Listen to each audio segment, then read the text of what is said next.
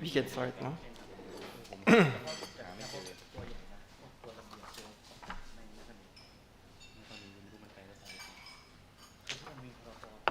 Okay, let's start. So good morning again, everyone. I'm John Rainer Antiquera. I'm the Senior Program Officer for Outreach and Communication at the Asian Network for Free Elections, or ANFREL, and I will be your presenter and moderator for today. So, the year 2024 has been dubbed as the year of elections, with more than 50 countries and territories around the world set to hold elections, national and regional elections. In the first quarter of the year alone, Bangladesh and Taiwan held elections, and Pakistan and Indonesia are also set to hold elections in February 2024. These elections are going to be held amid the backdrop of an ever-declining state of freedom around the world. In its 2023 Freedom in the World report, Freedom House said that global freedom declined for the 17th consecutive year. However, despite the increasing threats to democracy, experts say that the popularity of democracy as measured by public opinion remains high. Citing a September 2023 survey report by the Open Society Foundations, on average, 86% of survey respondents said that they want to live in a democratic state. Already, the first two elections that took place in 2024 provided a tale of two opposite poles. The elections in Bangladesh was boycotted by the opposition party, Bangladesh Nationalist Party, and saw a low voter turnout amid a heavy crackdown on opposition figures to stifle dissent and eliminate perceived threats to the continuity of the ruling party. Amid alleged election irregularities, Prime Minister Sheikh Hasina won a fifth consecutive term. In Taiwan, the ruling Democratic Progressive Party, seen by China as a threat to its imposition of a reunification campaign, won a third consecutive presidential term. With a high voter turnout of more than 70%, the result of the Taiwanese elections were seen as a rebuff against China's rule. Taiwan has consistently rated well in freedom indices due to credible elections that are seen as competitive, free, and fair. In a healthy and functioning democracy, the election is a process in which the electorate are given the chance to select representatives in government that composes and implements mechanisms and policies for the greater good of its people. People are also free to express themselves, including voicing their views and concerns and showing support for candidates and parties that reflect and embody their ideals and aspirations. People are also able to contest elections free from harassment and in an environment that is fair without undue advantage. In this light, the Asian Network for Free Elections is launching the Asian Electoral Review, which seeks to better understand the electoral landscape in 15 countries in Asia, including Bangladesh, Cambodia, India, Indonesia, Malaysia, Maldives, Mongolia, Nepal, Pakistan, the Philippines, South Korea, Sri Lanka, Taiwan, Thailand, and Timor-Leste. This new publication from ANFREL aims to present a broad spectrum of electoral landscapes in Asia, identifying the issues and challenges that electoral stakeholders face and offer electoral reform recommendations to address these issues and challenges. Particularly, the country reports provide comprehensive analysis while delving into the key themes of political systems, voter participation, electoral integrity, emerging trends, challenges and opportunities, and technically sound and politically feasible electoral reforms. This endeavor is part of the manifestation of ANFREL's commitment in the last Asian Electoral Stakeholder Forum held in Kathmandu, Nepal in December 2023 to strengthen democracy and promote electoral integrity through electoral reforms. The publication is now available for download on, actually it will be available for download at 11. I scheduled it at 11, I'm sorry about that. But it will be available for download at ANFREL's website later at 11 a.m. I'm sorry, we have to schedule things because we're doing multiple things. But it will be available for download later, and we'll be handing out the printed copy for those who are attending this physical launch later after the program. So ANFREL hopes that the publication will play a crucial role in promoting electoral reform by serving as a region-wide advocacy campaign in tracking successes and milestones on the proposal on electoral reforms. ANFREL invites policymakers, academics, the media, and civil society organizations seeking to understand and address issues related to electoral reforms to read through and ponder upon the analysis and recommendations compiled in this new publication. This publication has been funded by the Australian government through the Department of Foreign Affairs and Trade. A little note that the views and opinions expressed in the publication are the authors alone and are not necessarily the views of the Australian government. So as part of this launch, we actually invited some of our speakers, our writers, to present the findings of their reports. But before proceeding to the next part of the program, we'd like to thank also our colleagues, partners, and friends who made the publication possible. Particularly, we'd like to give a shout out to the writers who are attending via Zoom and physically here, my colleagues here, for their hard work and dedication to this project. Once again, on behalf of ANFREL, thank you very much. Moving on, as I said, as part of this report launch, we have invited some of our writers, Mr. Omar Nunarnan and Krit Seangsurin of We Watch from Thailand, Salahuddin Safdar of the Free and Fair Election Network, or FAFEN, from Pakistan, and Koirunisa Nur Agustiati or Nines of Perludem from Indonesia to share insights about elections in their countries and what electoral reforms are needed to improve existing good practices and address current electoral issues and challenges. After the presentation, we'll be opening the floor for questions or comments.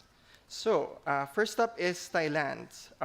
As we know, Thailand held its general election just last year, with analysts and observers saying the 2023 vote was a rebuke to military rule. But as we know as well, the party with the highest number of seats failed to form a government and was even relegated as the opposition. To Omar and Neng, what do you think happened and what reforms do you think are needed for the voice of the people to truly translate into the government that they want? Okay. Thank you for having us. We appreciate you guys coming. Today I'm told that I have about less than 10 minutes to kind of summarize the chapter that Neng and I co-author, which is called The Landscape of Thailand Current Electoral Issues and Solutions. I believe is on page 300 something. I haven't checked the final digital version myself. So what I'm going to do now is to talk about only some of the main electoral issues and our proposal for fixing them. In this chapter, we put electoral issues that we find in Thailand into two dimensions: the legal framework dimension and the practice or management dimension. So let's do the first one first. The first electoral issue in the legal framework that we find very problematic is about the right to vote. According to the law, in order to have the right to vote here, you must be a Thai citizen, of course, be at least 18 years old, but you also have to have your name listed in a house registration for no less than 90 days up to the date of the election. Obviously, the purpose of the third condition is to determine in which electoral constituency an eligible voter will be placed. However, certain individuals do not pass this condition. These are the people who have their name in what we call over here central registration. They are Thai citizens, but just happen to be, for example, homeless or renting unregistered apartments and so on. They simply can't afford to register their name. The big question here is, of course, shouldn't we grant people their right to vote as long as they are Thai citizens and of 18 years old and above, regardless of whether their names are attached to a legit house registration or not? We think the law should do that. I would like to mention another issue regarding the right to vote. According to the law, a person who has an ongoing charge while the court hasn't reached its verdict yet, so obviously he is not convicted yet, but most of the time, people can't afford to bail themselves, so they have to be in jail. that person's right to vote is, you guessed it, revoked. This point contradicts, we think, the basic legal principle which assumes that an individual is innocent until proven guilty in the court of law. Therefore, we think they still should have the right to vote. Simply as that. The third, and I think the last issue regarding the right to vote I would like to highlight here is that according to the law today, individuals who register to vote in advance, right, but fail to do so for whatever reason, will not be allowed to vote again on the election day. You know, I don't know why that's the case, but if we put the numbers of all of these people in these three cases that are deprived of their right to vote by these three laws, the amount is not small. It's quite a significant number. It could affect a result of a certain district, maybe. Let's move on. The second aspect of the legal framework dimension is about the Election Commission of Thailand and its power. So the first obvious issue, everybody repeated, is how the 7 members of the commission came to power, which was closely tied to the power of the NCPO. As we know, the 7 commissioners got appointed by the senators who came to the power largely by the NCPO, blah, blah, blah, blah. This, of course, negatively affected the status of the impartiality of the commission. So it don't really matter how the commission act or do their work, as long as they still have that background legacy attached to them, is not a good look. The second issue is that the current constitution also give the Election Commission a new power it did not have before, the power to hand out what we call orange cards, all right, allowing it to temporarily suspend the electoral rights of candidates for a maximum of 1 year without the need for the court judgment and without allowing anybody to appeal. Any candidate who is given an orange card needs only await for the court final verdict. Previously, this authority belonged solely to the Supreme Court. The ECT exercised this power in 2019, for example, in 2019 general election, when they accused the winning candidate of Chiang Mai province of electoral misconduct and ordered a new election. However, 3 years later, the Supreme Court ruled that the candidate was innocent, but he could not return to his position as an elected member of parliament. The point here is that should this much power belong to the authority that has no expertise in judging such cases that require a long process of scrutiny that the ECT often cannot afford? And would it be better, a lot better, for the impartiality of the ECT itself to not have the power to interfere in such politically risky matters? We think the power should return to the Supreme Court. The third issue overall, is regarding political parties. A lot of problems regarding parties in this legal framework. I would like to mention but 2 issues here. First, the law make it very difficult for a political party to be formed and maintained due to the requirements such as the initial capital of 1 million baht, which is around how much dollar? Yeah, a lot. A minimum of 5,000 members within 1 year, 10,000 members within 4 years, as well as the need for branches in different regions. Clearly, the law prevents small parties from forming and competing. Right? The law also made unclear boundaries for punishable offenses, such as allowing non-member of a party to influence it. That one kind of makes sense. But the law also said that the party and its officials, anybody who hold position in a party, cannot act or support in any action that either breach or threat the public order, moralities, and so on, which is simply vague. And this power to judge whether a party or party official has do something like this belong to of course, the Election Commission. Now, cases like this can often lead, can can lead a party to be dissolved, and the power to dissolve parties belong to the commission. This now adds to the problem of the election commission having too much power that could instigate political conflict, which is a topic that we can discuss later or debate on its own. However, I think it's important to mention that power is never used yet during the terms of the current commission, but it's there if they want to use it.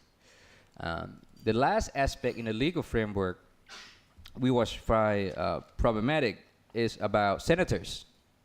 Big one.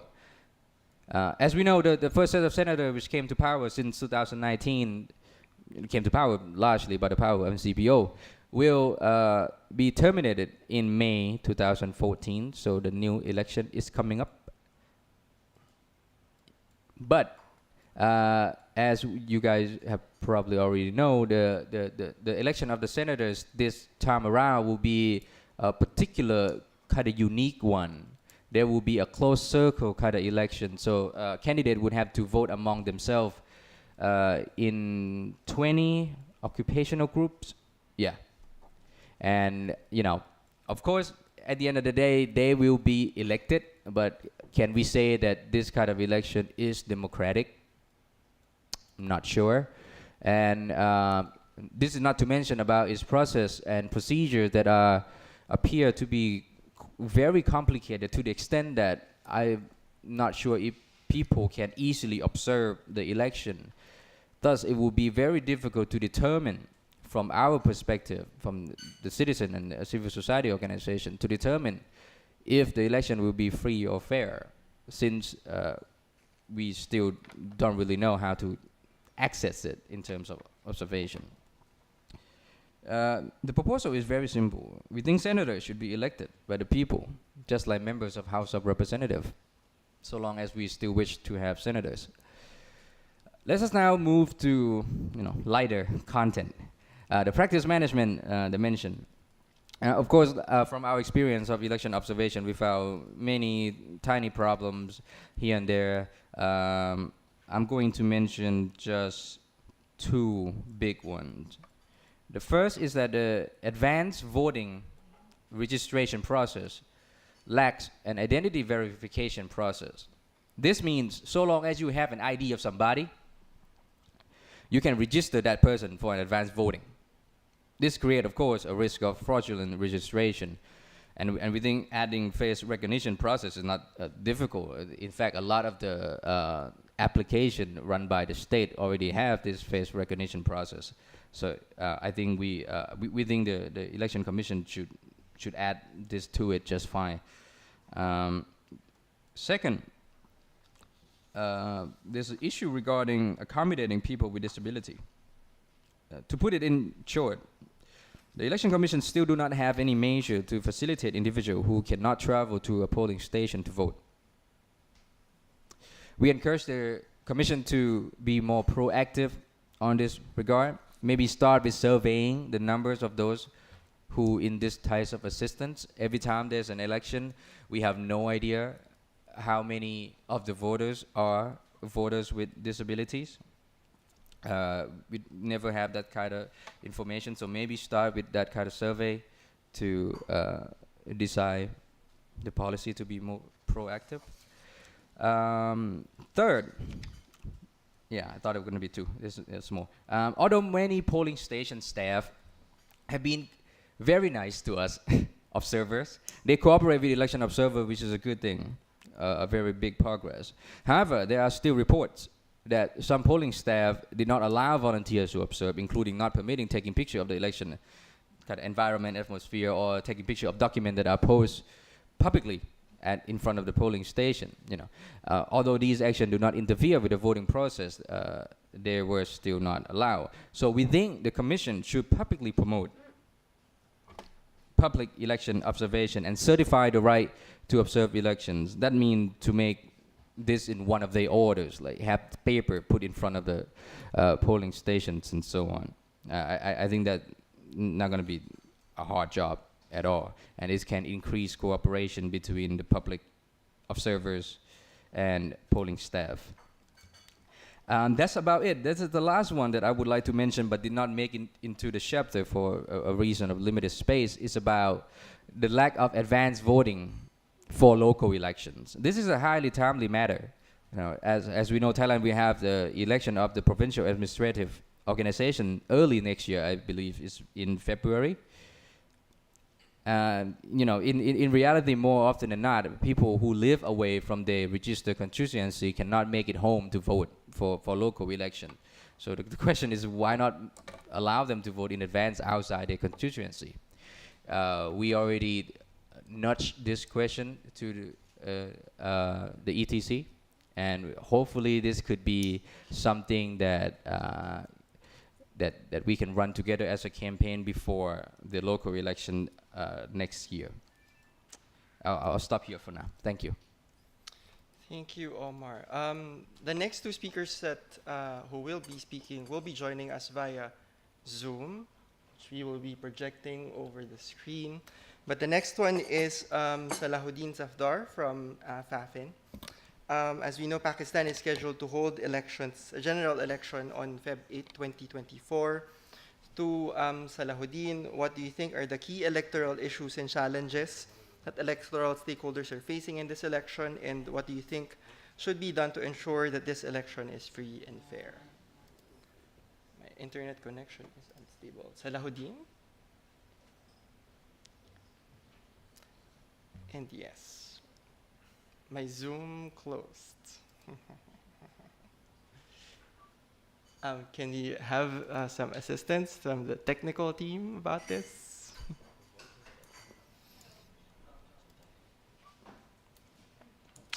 You know, technology, you know, sometimes we really have to go through these things. I was booted out of my Zoom call. But I believe the team is also part of the Zoom. Can we just project the Zoom call from there? Oh, it's here, it's back. Yes, there. Hi, Salahuddin, can you hear us? Hello, John. I'm fine. Good morning from Pakistan. How are you? Good morning. I hope all of you are fine, doing fine. It is almost 2 weeks to elections in Pakistan, and these are super busy days for any election observer group here. So, thank you still for having me. I was listening to the Omar's presentation, and I'll start with the voter registration issues in Pakistani elections. Historically, voter rolls were contested, but since last two general elections, electoral rolls quality has improved so much, and there are no large political controversies. Although there still remains under registration of eligible age voters, any in Pakistan, any voter above, just like Thailand, any citizen above the age of 18 and registered on the electoral rolls is eligible to vote on the election day.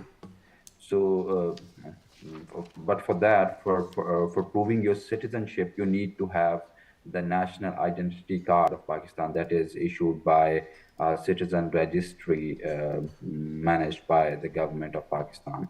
That is called NADRA, National Database and Registration Authority. So this NADRA NICs are mandatory for being registered as voters. However, many of the people in far-flung areas, many women, many persons with disabilities, many transgenders, and a lot of other segments of society, generally who are of the eligible age, sometimes face difficulties in obtaining NICs for a range of reasons that include logistical reasons, social reasons. For instance, in some parts of Pakistan, women do not go to NADRA registration centers to get NICs because there are male staff sitting over there. So for these kind of reasons, there's under registration of specifically women in the electoral roll. However, since past two elections, we are seeing increasing focus on registering women, minorities, and persons with disabilities and transgenders um, as as citizens as well as voters. So there's this remarkable progress of, that can be gauged by the numbers, very objective numbers. For instance, there were 86 million registered voters in 2013 general elections. There were 106 million voters in 2018. So that was an increase of 20 million voters between the 5 years between the election cycle of the last two general elections. Now, for this election, for the 2024 elections, we have 128 million registered voters. That is 22 million increase since the 2018. So that is quite a record, quite an impressive registration rate in Pakistan. And for the first time here in Pakistan, the number of women registered in 5 years is higher than the number of men registered in this last 5 year period. So the voter registration has improved, and there's no large political controversy around it.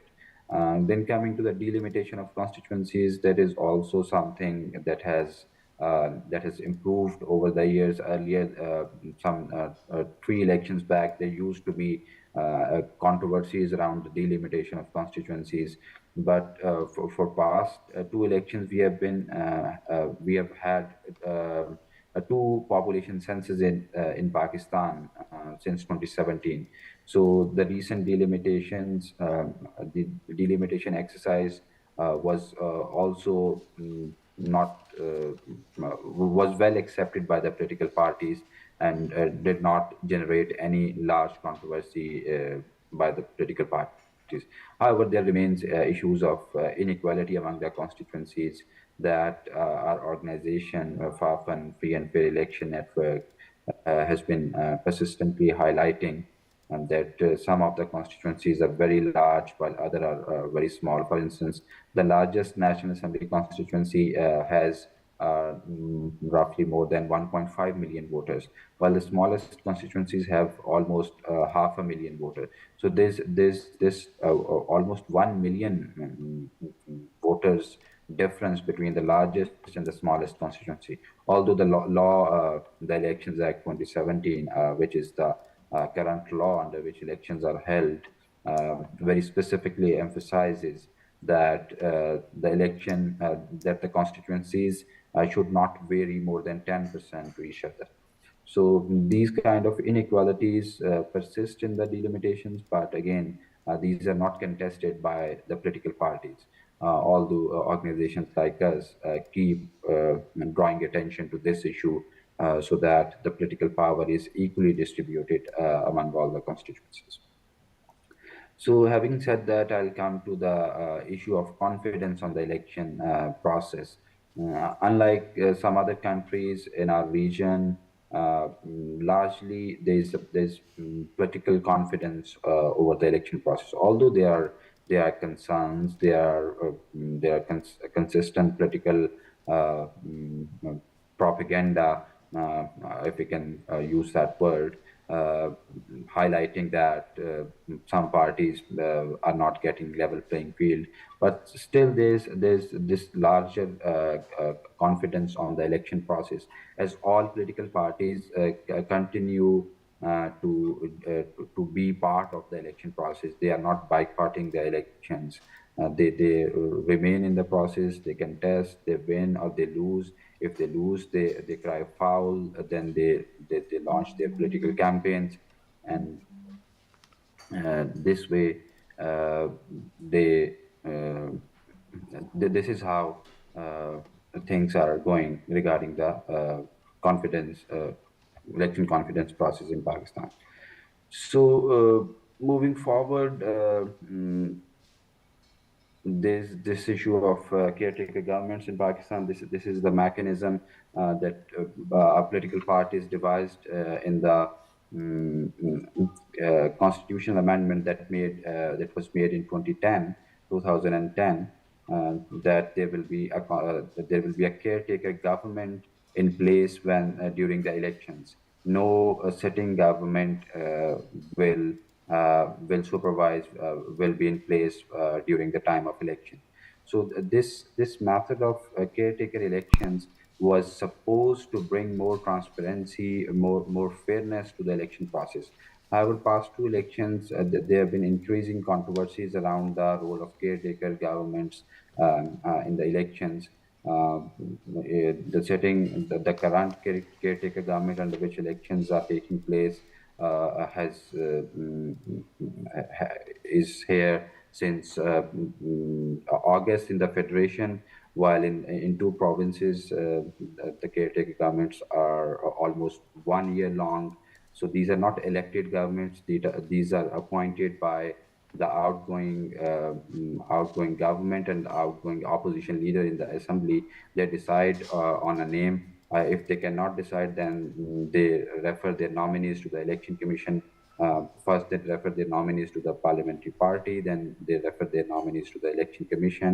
And if there's no consensus among opposition leader and the chief minister or the prime minister, then the election commission decides the name of the caretaker prime minister or the chief minister of the province.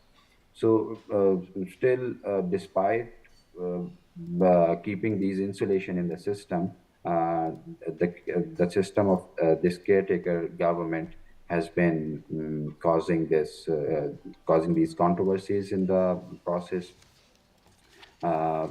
which I think the political parties would need to revisit or rethink during any future set of reforms during the elections, after the elections.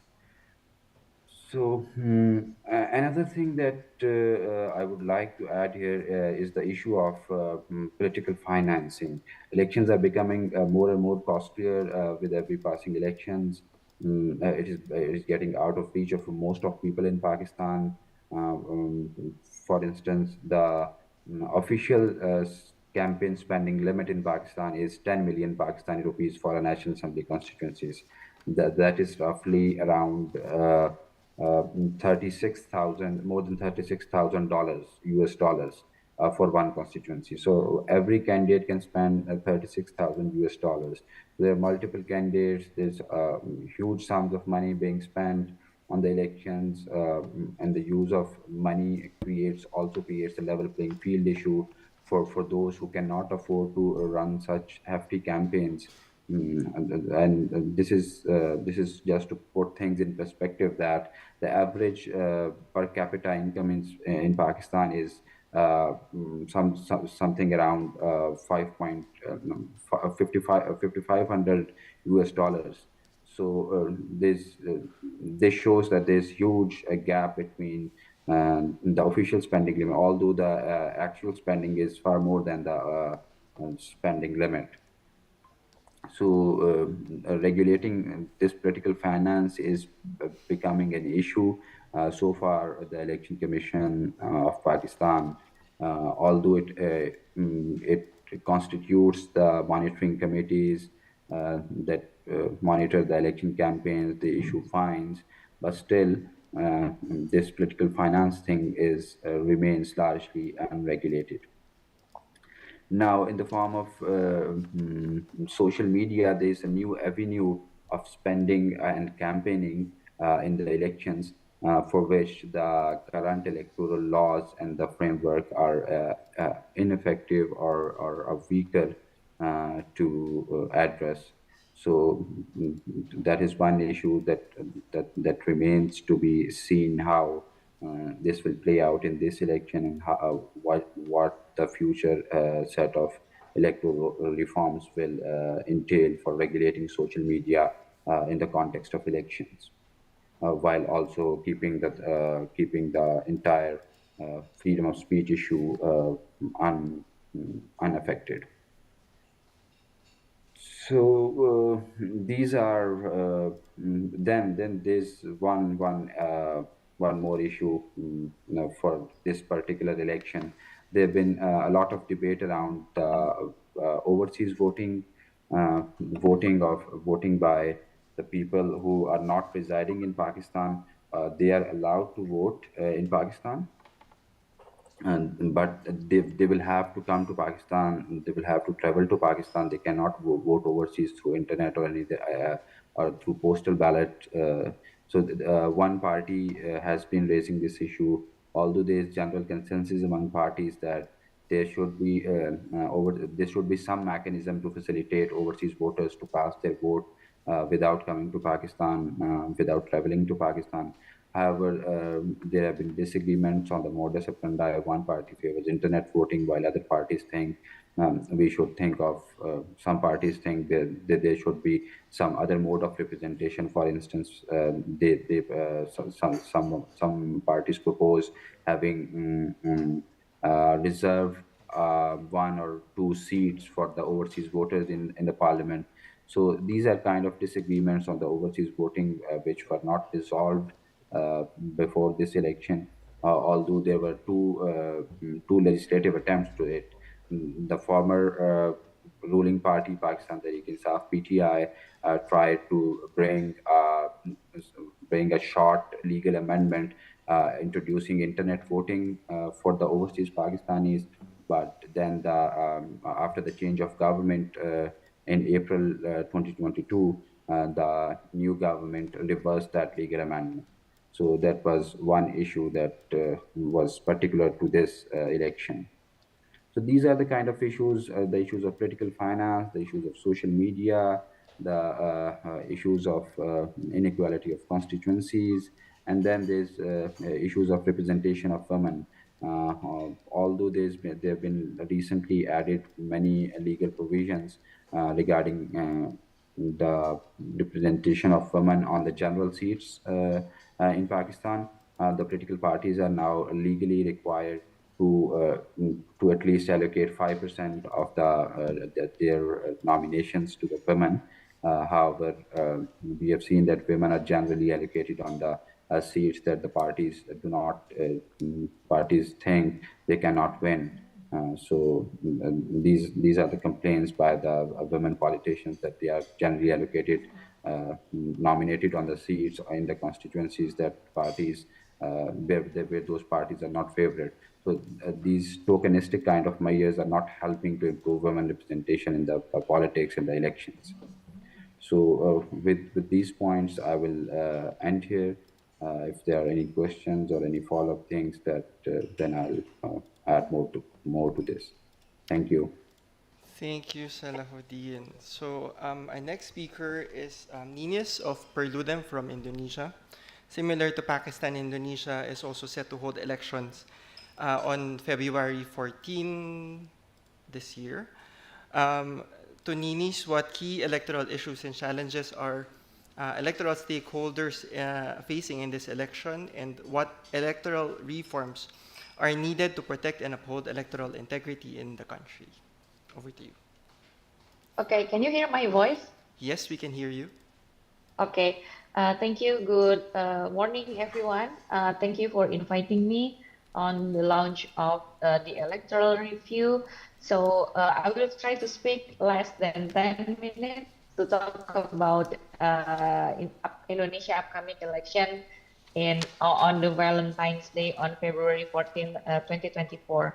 So talking about the challenge for our election, yes, this is quite a different election than our previous election because there is so many issues about the transparency and also the neutrality of the electoral process.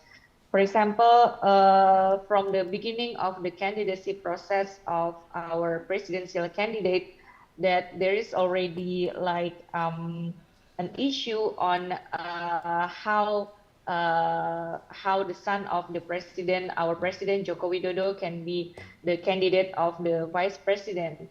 It's all began with the Constitutional Court decision in October that opened a chance for someone, Indonesian citizen that below 40 years old can be nominated as a candidate of president or vice president.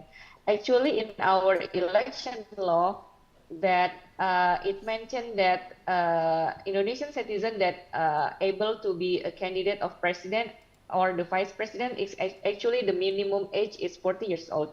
But then it is Indonesian citizen went to the constitutional court and asked the court to change the law, and then the court granted the judicial review, and it came with public criticism because the chief of our constitutional court is the brother-in-law of our president. So there is a conflict of interest in this decision. So the process of the candidacy already violates the ethical behavior of the constitutional court. And it brings also discussion about the neutrality of our state resources, for example, bureaucracy, the abuse of state resources in benefiting certain candidates for this election. And just yesterday, our president said that president also the ministry can be do campaign for certain candidate, and it's like a legitimation for whoever public offices in Indonesia that want to be are allowed to be not neutral in the process of the election. So it become our big challenge for Indonesian election. And the other issues is about the first is about the transparency, access to election data, representation, and also malapportionment. Indonesia election, we are having concurrent election. We will vote for 5 kinds of elections on the same day: presidential election, our national legislative, our Senate, provincial legislative, and city and municipal legislative. So we will have 5 ballots on the election day. And we are a big country. Indonesia is a big country with more than 204 million of voters. And we also will have more than 800,000 of polling stations. So in this kind of, with this big election, actually talking about transparency and access of electoral data, it is become significant for Indonesian voters, because as a voters, we need to have access for this kind of all of the informations. We have 18 political parties, and we adopt an open proportional system.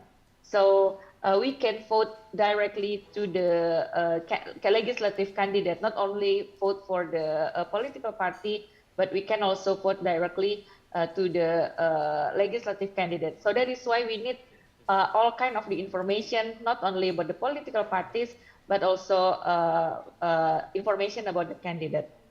But the challenge is our election commission have a different policy regarding to the open data in election, because not like unlike the previous election that the election commission are open, for example, about the CVs, about the information and the background of the candidates. But now the regulation is different. Our election commission asked the candidate, are they willing to open their CVs or not? And if the answer is no, then the information about the candidate will not be uploaded in our election commission website.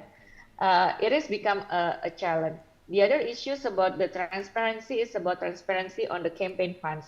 It is also one of the challenge for our election, because actually our election commission have a platform to publish the campaign finance, not only on the presidential candidate, but also the political parties. But in this report that are published in the website of our election commission, actually it's not showing the real spending of the candidates, because if we compare the report and their campaign material, for example, billboard or advertisement in the social media or on the television, actually it is not reflected on the campaign finance report. So we cannot know exactly the donation and also the spending that from our candidates, not only for the presidential candidate and also the legislative candidate.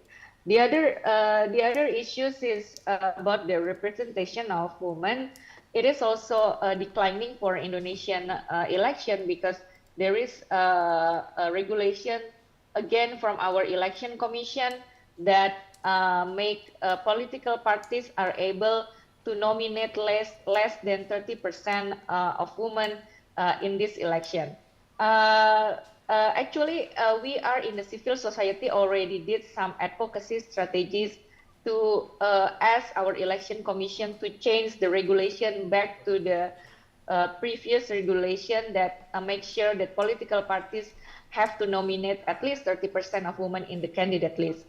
But after several of advocacy that we did are not accepted by our election commission, the civil society already went to the Supreme Court to do the judicial review.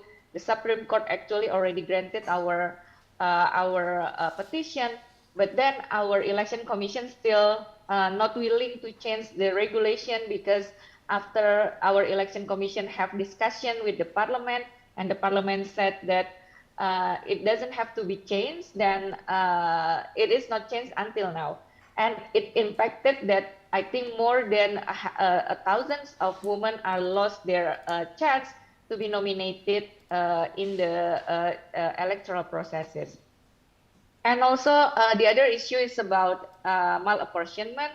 One of the challenges of Indonesian selection is about malapportionment. It become a challenge because it affects the representation of the people, because there are certain provinces that have less seats than it's supposed to be, and there's also certain provinces that have more seats than it's supposed to be. So it makes our election become disproportionality in our election. Back again, we in Perludem actually already did some several of advocacy. We already went to the Constitutional Court, asked the court to make the regulation of the mapping of electoral boundaries become the authority of our election commission. But then again, it was rejected. Actually, it is granted by the Constitutional Court, but then it is rejected by the Parliament. So that is why the map of our electoral boundaries is still problematic and not suitable with the principle of democratic election. And the last thing that the situation in Indonesia, as you know, there is so many challenges and also the weakness also from our regulation. Actually, the situation makes the civil society become more consolidated. And then there is various initiatives from the civil society to make some platforms, for example, platforms to report violation of the electoral fraud, for example, like a website. And also there is also a platform to guard our votes, that people can take a picture of the a recapitulation certificate and then upload it on the website, and then so as a civil society we can have a control on the process of the counting and the recapitulation process. Other application like a website initiated by the civil society, because we feel like the challenge is not only from the election candidate, not only from our government, but also there is a challenge from our election commission. Actually, we are not only have the election commission, we also have the election oversight body.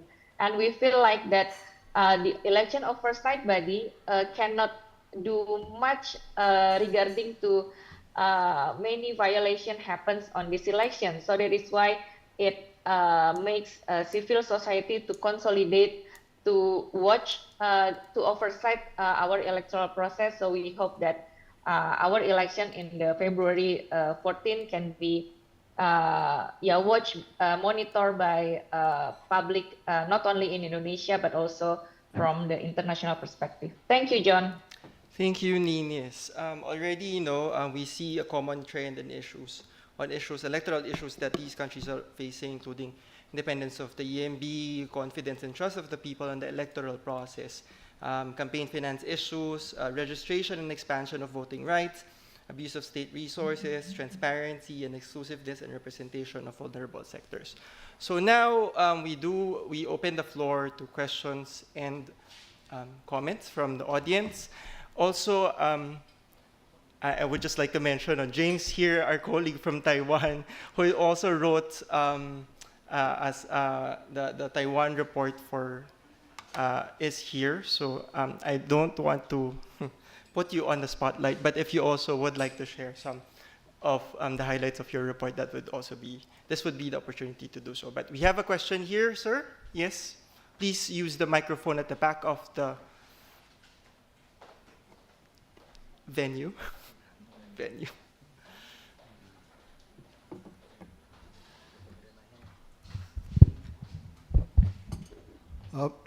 morning. My name is Imtiaz Mukbul. I'm a life member of the club. I'm a journalist. I cover the travel industry. Firstly, thank you for using the club as a platform for your launch today. I have a question regarding electronic voting machines. It's a big issue in many countries. I was wondering if you all have a position on whether this is a good way of doing things, whether all the allegations about whether it can be hacked, and what is the predominant means of casting the ballot. Have you surveyed that, which is actually the better one?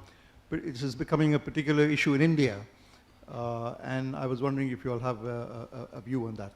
The second thing is about the monitoring of the finances. Again, a lot of controversy about what means are being used to fund the political parties, or also a major issue in South Asia, particularly India. And as India is going to be an election that will probably have global ramifications, I was wondering if there's any issues that you would like to raise or concerns about what is happening there. Thank you. Thank you for the question. We do have a writer from the Philippines a country which does electronic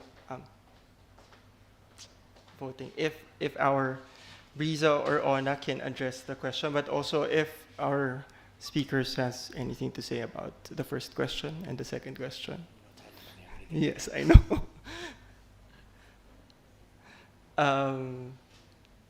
Brizza. John, this is Ona. Ona, yes, go ahead, please. Ona is the executive director of the Legal Network for Truthful Elections in the Philippines. Just to answer the question of our distinguished guest, that's the launch this morning. The Philippines has been using machines for counting of our votes since 2010. So we've been using it for 4 major elections.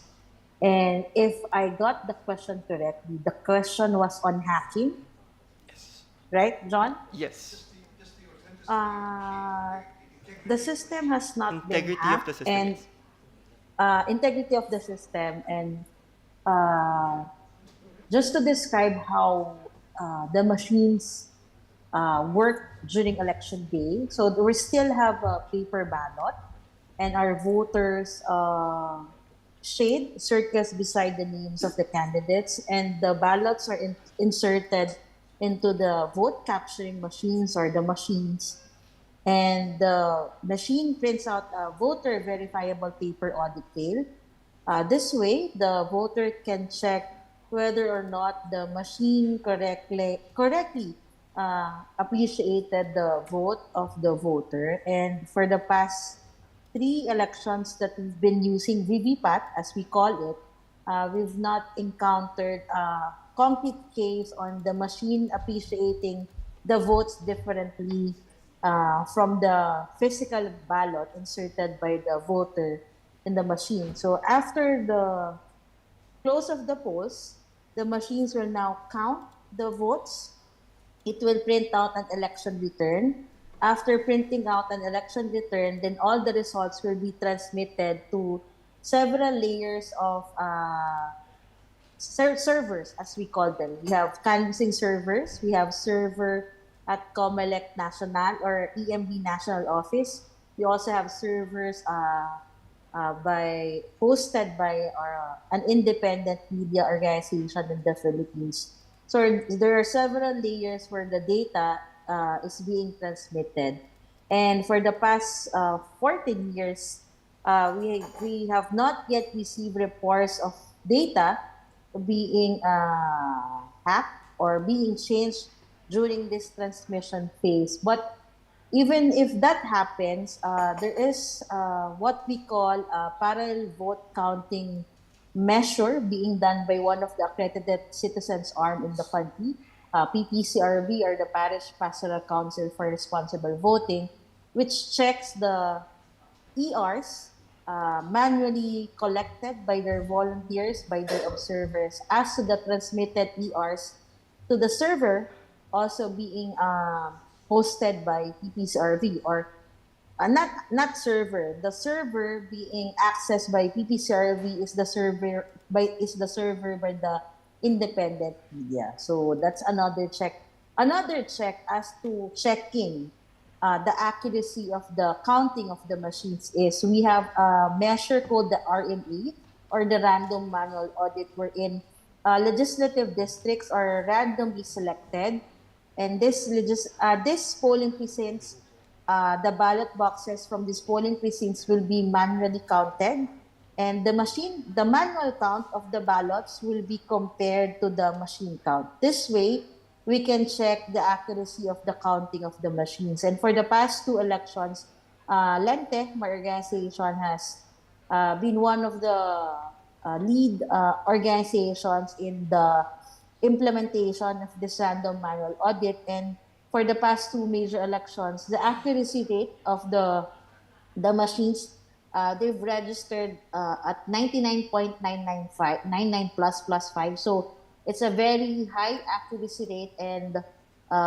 we've managed to get this accuracy rate, this high accuracy rate for, I think, since the time we use machines in counting our votes, in transmission, in the canvassing or consolidation stage of our electoral process. So just to sum up my answer, sorry, that took a long time. In the Philippines, we don't have yet any experience as to hacking or changing of the results midway into the transmission or midway into the counting or the canvassing consolidation stages of the electoral process. Thank you, John. I hope I answered the question of our distinguished participant this morning. Thank you, Ona. Would anyone like to take on the second questions about campaign finance?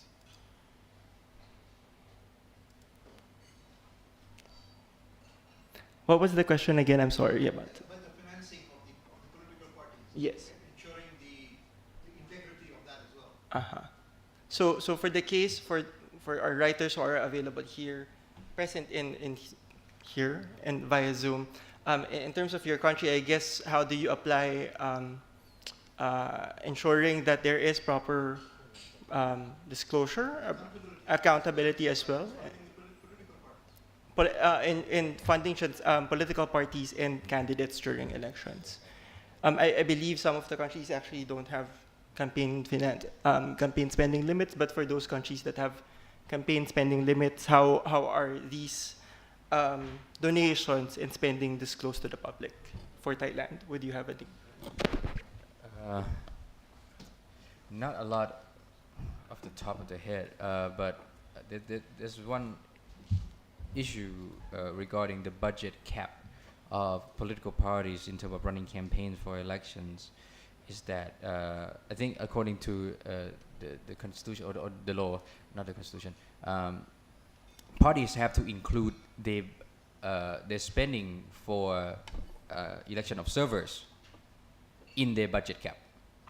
So that, technically that doesn't allow so much room for them to deploy observers. So if parties want to do like polling watch in a bigger size than what they have been doing, they're gonna run into that problem of exit. Polling booths and observers are talking about funding of the political party and the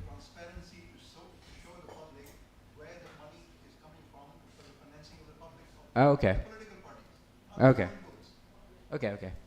Then I think Thailand would not be that of, Yeah. that interesting of a In, case. in terms of countries in Asia, no, I think there are different levels of disclosure sometimes because there are no campaign finance limits, so there are no disclosures when it comes to these things. But there are countries that have rules on disclosure of donations and campaign spending, like in the Philippines, we do that. The candidates are required to file a statement of campaign expenditure 1 month after the elections. But then I guess one of the problems with these is that, of course, your candidates and political parties would disclose spending within the limits. So it's a matter of auditing as well. It's another issue. James, so do you have anything to say about this? Can you use the microphone at the back? Thank you.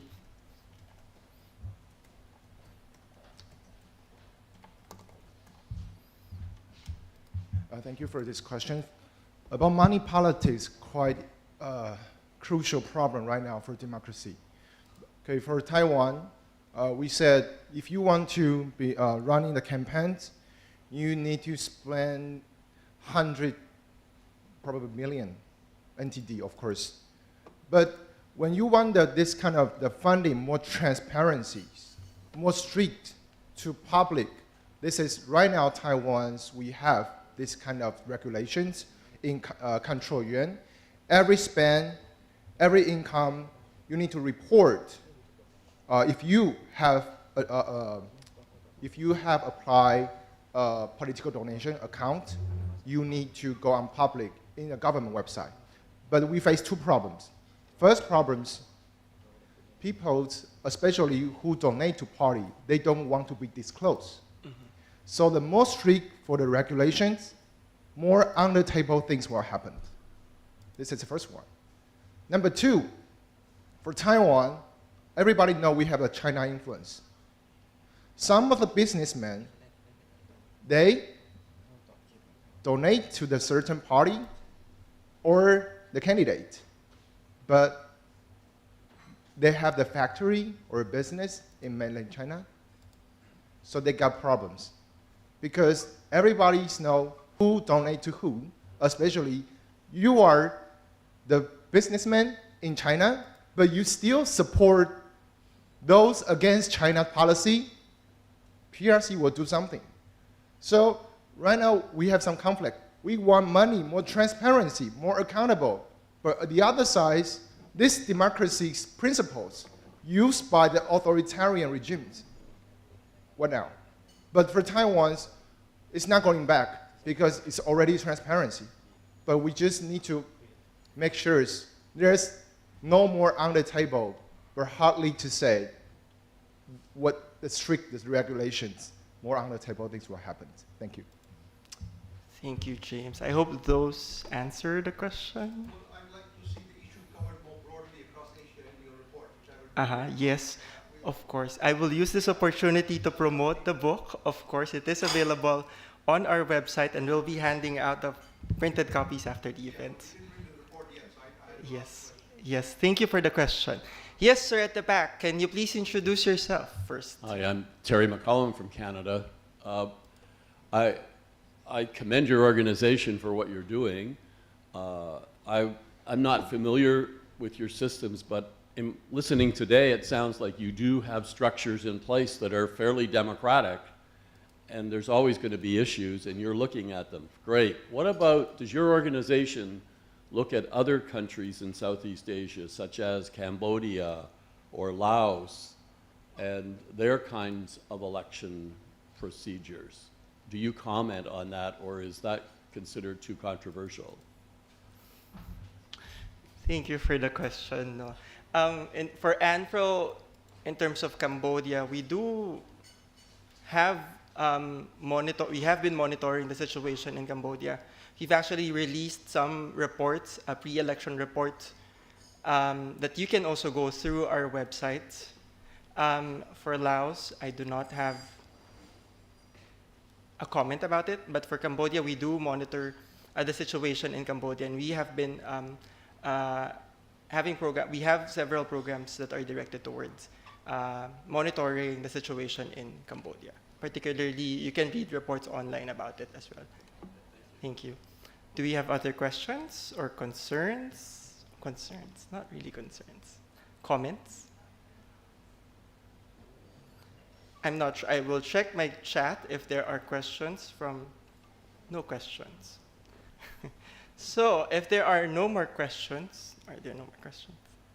If there are no more questions and comments, once again from the ANFREL, we would like to thank everyone for those who participated here physically and for those who participated online. As I've said, the report is available on our website, anfrel.org, ANFERL.org. We will also be handing out the printed copies after this event. I would like to thank our speakers for this morning, Omar and Neng, and Salahuddin, and Ninis, who joined us online. Also, thank you, James, for being here. We would also lastly like to thank the staff of ANFREL who made this possible. Of course, it takes a village to do such programs. I would like to give out a shout out to my colleagues, Chandani, Tarindu, Ivy, Pino, and Pito, who are here, Brizza, who is joining us online. Thank you very much and have a good day ahead.